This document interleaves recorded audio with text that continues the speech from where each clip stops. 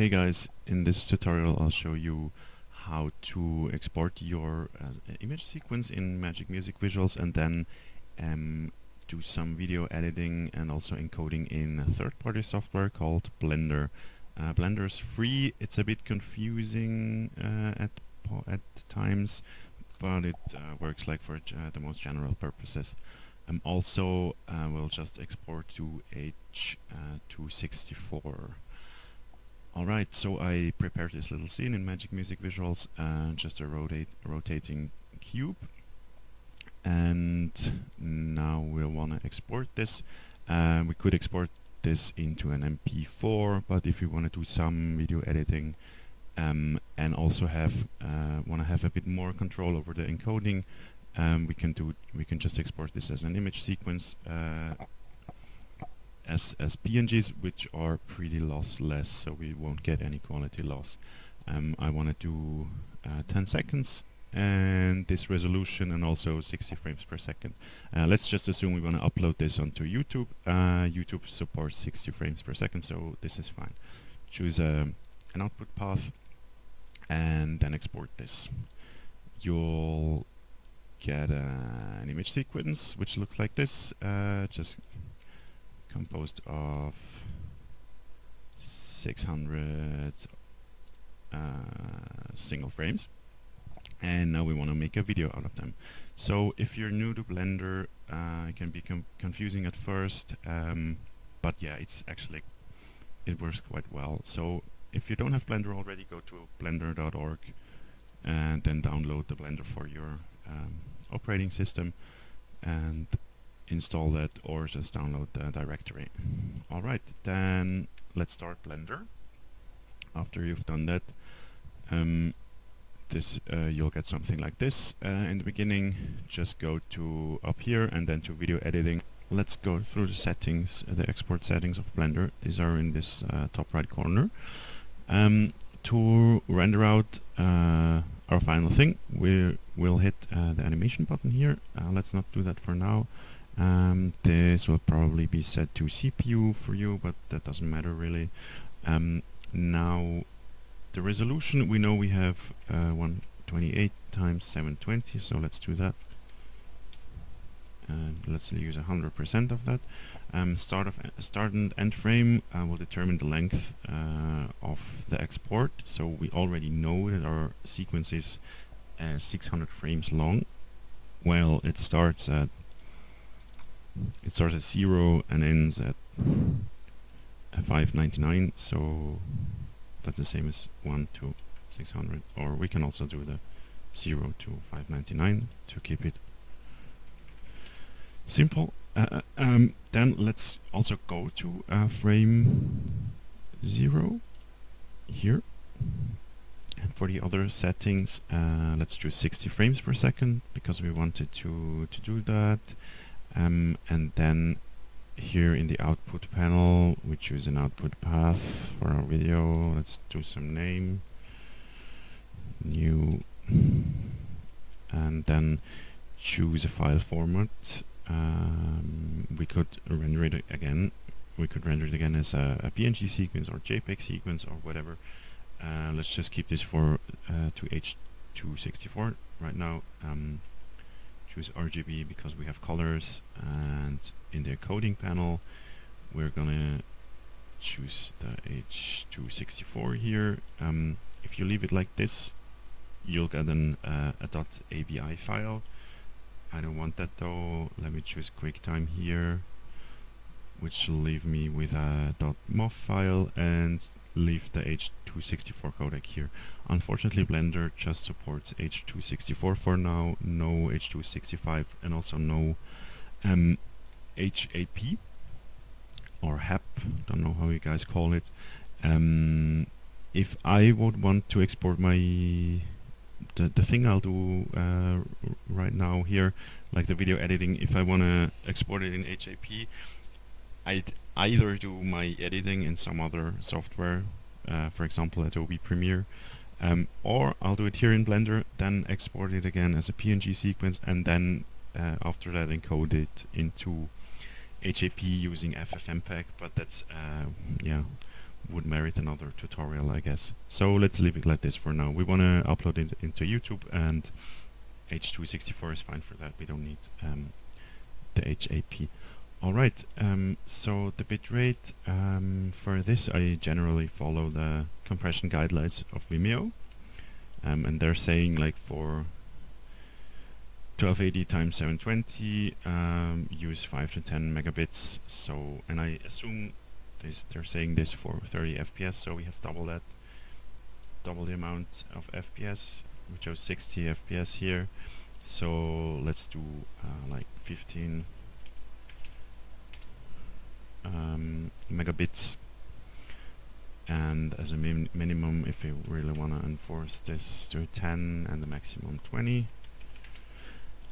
Buffer, packet size, and all this, I have no clue what this does. Let's just leave it at the default. Audio codec none, there's no audio. Alright, we're actually set. Now let's import our image strip, our image sequence. Let's be sure that we're at frame 0. Then go to, like, you can change this here, or just drag around the cursor with the left mouse button. Yeah, then just go to Add, Image, go to our image sequence, press A to select everything, or deselect. Then add this, and yeah, now we're already done. We added this into Blender, and if we now hit export, I mean animation, if we tell Blender to render this, we'll already get our video file with the settings, with the encoding settings that we specified. But maybe we'll want to do something. For example, someone asked how to cut out the first few frames because they're black, for example. Let's just do this with this. Let's just tell Blender to start at frame 5, for example, and then you'll just leave the first few frames. Or we can tell Blender to, let's select this again. Blender's a bit confusing at first. By default you select stuff with the right mouse button, and when I'm clicking here with the right mouse button it deselects this, clicking it again, and you can also right mouse button drag it around, and if you leave the mouse button it still drags it around, and then you have to either confirm with the left mouse button, or you can hit the right mouse button to not do this, and it just snaps back. Alright, maybe we want to, let's just assume this is like a video file, some video footage of some random thing, and we want to loop this like with a slight fade in. It's not actually loopable, but we still want to do a loop. So then we want to cut this here, strip, make a hard cut here, then select this and drag it around,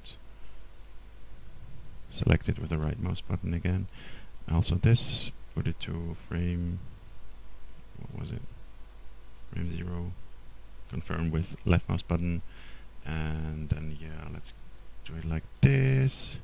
And here the last frame, I'm moving the cursor now with arrow keys. So this is the last frame, that's frame 530, so let's put that in here. These are the same values as up here, by the way.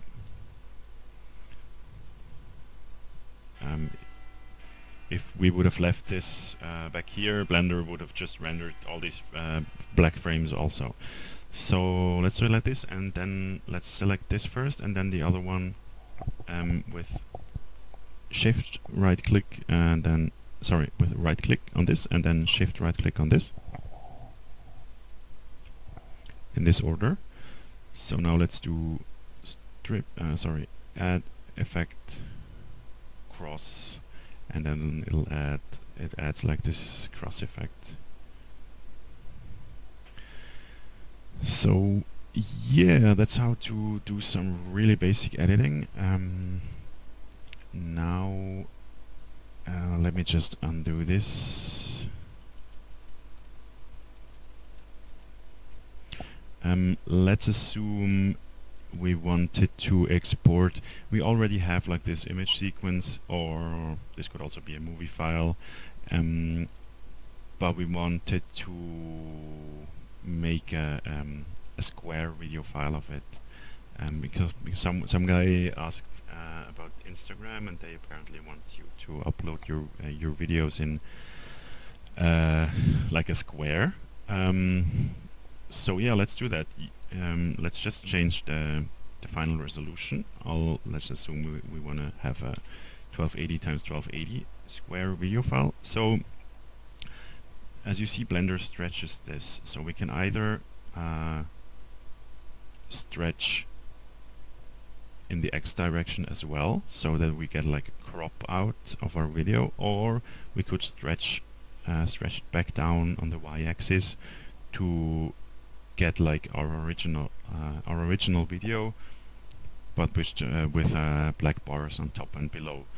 So I'll just show you the second option. Let's do let's add an effect transform, and let's edit this here. By the way, if you don't see these menus or this menu, you can enable it by pressing the N button, or probably also somewhere here, I don't know. Yeah, just N, or yeah, N. Alright. So the effect strip, we want to scale it down on the Y-axis. Oh, sorry, that's the position. I want to scale it down on the Y-axis by an amount of this. So yeah, let's copy this and paste it into here, and now we're already done. These areas, they're actually transparent. If we would export into a movie format that supports transparency, that would work, but as we're just exporting into 264, these will just be black, which is fine. If you would want to do it the other way, you could edit this value here. Let's just do it like this. Alright, so that's it. Now we could export this also, and then we'll have our video file ready for upload